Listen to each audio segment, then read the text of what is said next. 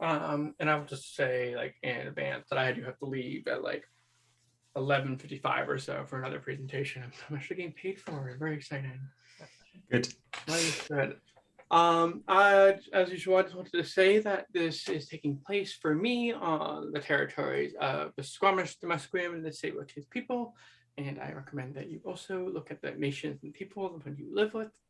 And nativeland-ca is a great place. Native-land.ca is a great place for that. Chapter 11 and 12, all the way halfway through the book, which is exciting. Just to like briefly review where we are, because now we're moving into part 2 of the book.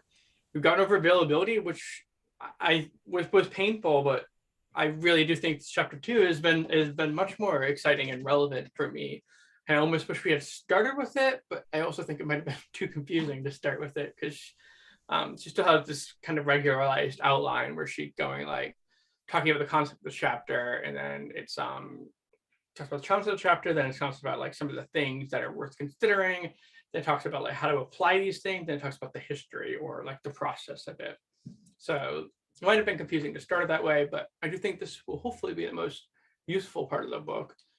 And like specifically, she's talking about accessibility, seeking discovery in the first part, and searching in chapter 12. And just to pull from the introduction again, accessibility is just that that the material that you want is relevant, accessible, easy to get to when you want it, when you need it, all of that. It's accessible in context support other people. It's accessible for promotion, discovery, recommendations. Applications know how to get to it. Computers know how to get to it. And people know how to get to it. They know exactly where to go. And then that helps build upon this knowledge architecture. And chapter 11, seeking and discovering. She talks a little bit about why we should care specifically about this, and I'm just going to read like a few of the like 15 or so reasons she says that why we should care about knowledge discovery, and why we should be able to find it. The first of which is that everybody navigates the landscape differently. So if you're designing these systems, you have to know how people are going to navigate these systems, how they're going to search, how they're going to get to the files they want to. And of course, every item has a different source to get to it. Like you may find this by just searching Google Scholar. If you're looking for an academic article, go to Google Scholar, search a topic, and you find the article. Or you might know a journal that publishes on that topic. So I publish a knowledge organization. I might go to that journal and read the table of contents and be like, okay, this is what I'm looking for, and then I can find it that way. Or if you're looking at a traditional book, in the back of the book, there's an index, and that sort of index is a way you can find the information. So information has different paths. So if we want to design better systems, or if we want to know better systems, we have to realize that these better paths exist and to know how to use them to their maximum potential, which is something she's going to talk a little bit about more in the next chapter. Let's see, what else do you have here?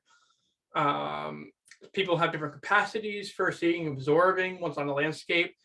Not everybody's going to know how to Boolean search. Not everybody's going to know how to use all the advanced capabilities of a search engine, especially older people or younger people who don't know the different advantages of using the capital AND or capital OR in a Google search, or surrounding something in quotation marks. And let's see. Oh, this one I found interesting. Seekers need to be able to assess the full range of sources and maps that highlight only maps that only highlight the most popular restaurants, such as chains or Applebee's, may prevent us from finding a highly desirable family-owned restaurant. So they need to be able, people need to be able to navigate themselves and define how they're looking for something and why they're looking for something. And the system needs to understand that and reflect that. So just what do we need to understand in doing that? I've talked about this a little bit, but the social linguistic registers of speakers, what they're talking, how they're going to talk about it, and like how they understand knowledge and getting to it. The sources and assets and their central characteristics and features, meaning what is going to be searched, how are people going to search it? Are these like manuals? Are these images? Are these audio files that need transcriptions? The seeking process, which is information grazing and berry picking. I'll talk about that in a second, but information grazing, actually, let's talk about it right now. Information grazing is this idea that you're going out and you're like a I don't know, deer or an ibex. Why can't I think of a reindeer? That's a good one. Yeah, reindeer. And they go out and you just like graze and you eat all the grass, and you're looking for like a very specific thing and you're trying to find it. But berry picking is this concept by Marcia Bates that, well, I can't remember her name. Bedford, that's right. But Bedford is drawing on. And berry picking is like you're going out and you're trying to find these little berries of information that you're going to gather together and make a pie, perhaps. Models and use case scenarios, I think that speaks for itself. How is the information designed? Why is it designed that way? Why are you looking for this information? And then finally, browsing and search. Those are going to become much more relevant later on.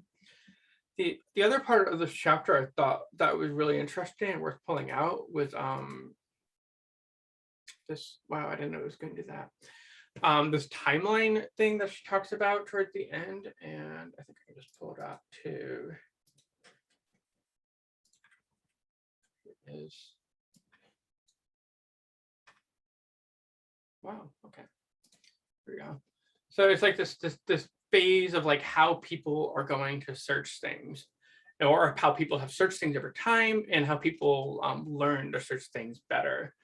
And that looks a lot like you start with your local and your known source destinations, then you go, so you search, for example, if you're like in a society only has one text, and that's for example, a Bible. If you were living that, you'd only search in the Bible and you find all your source of meaning and information in that Bible, and that would be your entire worldview. If that was your only main source, or perhaps your known source and destination might be wise people in your community, or leaders in an indigenous community, elders in an indigenous community. So those are really local and known sources that you would go to. And once you can't find out that those sources aren't broad enough for you, or aren't giving you what you need, or you're not going to get what you want from it, you start expanding. Yeah, you start searching different places. So I don't think anybody doesn't start with Google these days, but perhaps, I don't know why you would search Bing, but perhaps you would search Bing. Perhaps a better example is you search Google Scholar if you know you're just looking for academic sources after a search of Google got you nothing. And then knowing that you've gone to these rarer sources or these smaller sources, you've developed this new skill. You can be like, oh, I searched from this place last time, or I tried this app called Research Rabbit or Connected Papers, and I found some useful things that way. These new skills and competencies are going to help you go forward and help you emerge whatever you're trying to find or whatever you're trying to create with it. Then she talks about seeking agents, which is Google basically, or another like local search engine like Elasticsearch if you're running your own server, or perhaps link data if it evolves that far. And then finally, the shift from generic to personalized landscapes. And I think that kind of reflects Obsidian and the other PKM apps, in the sense that like you're moving now from this generic information search that everybody's going to search to, you know exactly that you need to find this within your own knowledge search databases so you can search it that way. And that, I think, is marking the big shift that for her, we need to create knowledge architectures for. But for that, okay, DuckDuckGo, yes, that's a good one too. Search. This is a famous painting, by the way. Where do we come from? What are we? Where are we going? Which I think is a terrible painting, and I think the artist is a terrible person, which we can get into at a different time, but I just like the title. She has a useful graph. She also has, chapter 11 has by far, I think, the most useless items, the most useless visualizations. I'm not sure if they were from her or from Marcia Bates, but this one I thought was actually useful, so I thought to pull it out. And getting to this point that search systems, search processes really are, all search engines are just one thing. They're all an index. An index helps you locate important information in an asset, as she says it. They're used to quickly locate data without having to search every single row in a database table. They're used to like find things on the back of a book. They're used by Google. Like everything's an index on the top. On the bottom, I guess. And on the top is just how different ways that people structure this index. So let's see. And she also says the indexer in a book for example, the back of a book index could be an author, could be an editor, it could be a professional indexer. And each one of these people are going to have different abilities and experience and able to draw on better or worse knowledge architectures. And yeah, these are some of the things that she will get into much later on in the chapter. Where's my PowerPoint? Pointer. These ones. But this is what I search is vocabulary support, thesaurus, and classification schemes. So this is much more in my ballpark, and perhaps this is why I found this chapter so much more useful. This is she kind of breaks down like the different things that you might be searching for.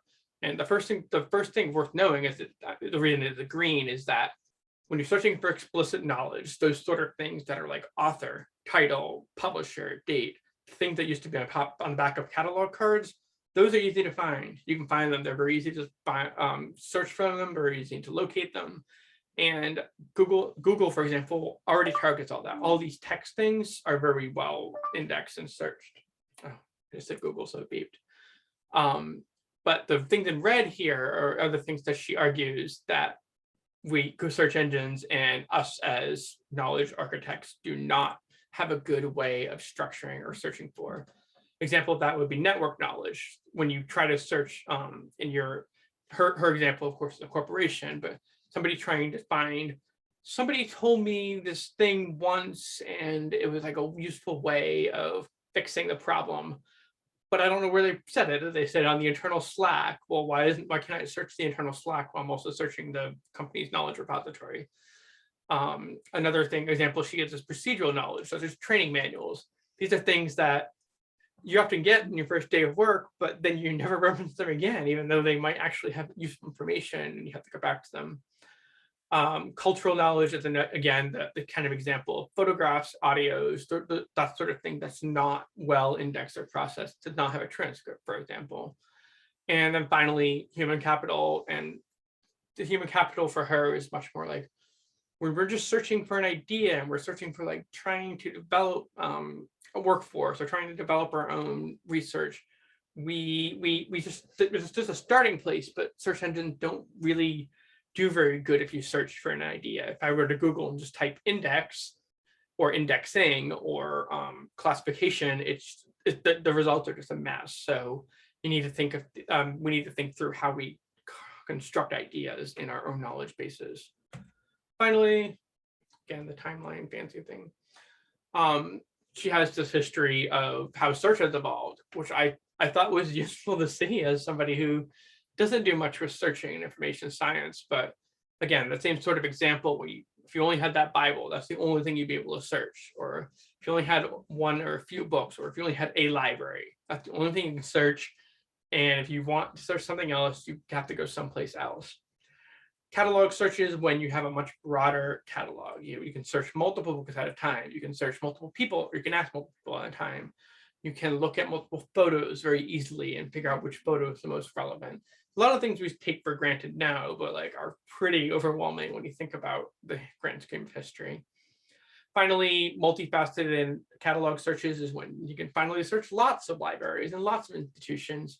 And OPACs are online public access catalog. It's be able to search things online for the first time, which was, I remember when I was younger and you couldn't, and then the things that's worldcat.org came online, and you could see that this library had a book, and you can go to that library and get that book, which was like a real breakthrough for the time. Finally, she proposes that we're heading to this idea of distinct search applications, which may be utopian perhaps, but this idea that we can build a search application that will know exactly what we're looking for, how we're looking for it, and provide us the exact information back. And that's going to take a lot to get there. And she's going to talk about it more in the coming chapters. I'm going to stop the recording now.